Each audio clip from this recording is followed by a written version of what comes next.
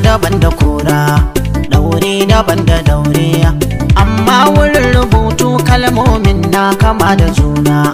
Waka kwarai sani ce, tsara ta hikima ce, rera ta ba azanci kowa ma zai yi tabbaci na. Malam yana bayani, yara ku zo ku ji ni, mai hikima kaɗai za ya kunce kullun zaren batuna. Kai gafara maza ga shagowa, gatan zuma da kura kogowa. Mai haƙurin kaɗan na tabbata ba zai zama rashewa, mai dogaro ga Allah wannan ba a yi ba mushewa.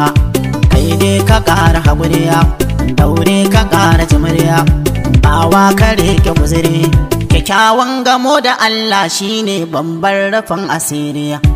In ka ce na ci ka sha na sha malam da me kafi ni, to gani na fito nan miji ba mai tare ni sai goga.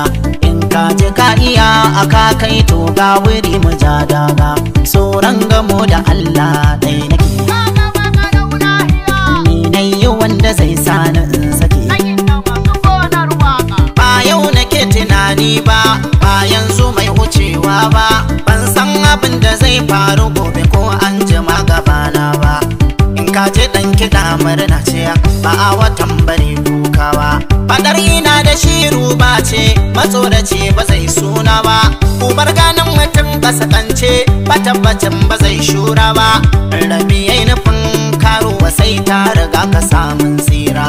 Nemi lahira a bawa dan duniyar ka ta zama saura.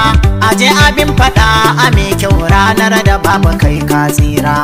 Ɗaukaka nufin Allah ce, rabi in ya so kai dace. Wani yana gani dan koyo zai fi shi nasara ko suna.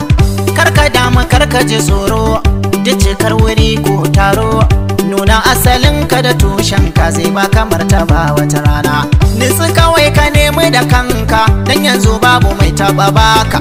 Kai haƙuri wajen ne'iman ka zai baka arziki wata rana. Farin cikin marashi mai shi ne ya me shi farin cikin samarar shi ne dole a rayu bangon juna. Sirrinka ya zamo sirrinka, karka yawaita nuna kalarka. Maganin dukan matsalar ka lillahi za ka kaiwa kuka. Ubangiji ina roƙonka, ba dan isa ba ko matsayina. Rabi ya fa duka kurina, don martabar fiyayyen bayi. Rabi ya fa duka kurina, don martabar fiyayyen